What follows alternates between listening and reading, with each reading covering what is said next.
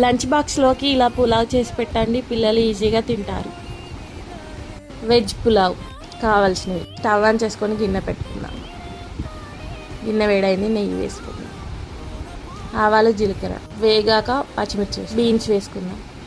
Beetroot, carrot కలుపుకొని కొంచెం మగ్గాక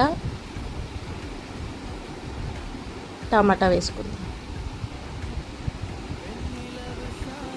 ఒకసారి కలుపుకొని పసుపు వేసుకుందాం. 1 గ్లాస్ రైస్కి 2 గ్లాస్ వాటర్ పోసుకుందాం. పుదీనా వేసుకుందాం. 1 స్పూన్ సాల్ట్ వేసి నానబెట్టిన బియ్యం, పప్పు, మిల్ మేకర్ వేసుకొని కుక్కర్ విజిల్ పెట్టుకుందాం. 2 విజిల్స్ వచ్చాక ఓపెన్ చేసుకుందాం. లాస్ట్లో కొత్తిమీర వేసుకొని దించేసుకోవడానికి. ఈజీగా పిల్లలు తినేలాగా టిఫిన్ బాక్స్ రెడీ చేసి పెట్టాలి. పెరుగన్నంలోకి కొన్ని పాలు పోసుకుంటే పెరుగన్నం పుల్లగా కాకుండా. ఇది నా baby first day school lunch box.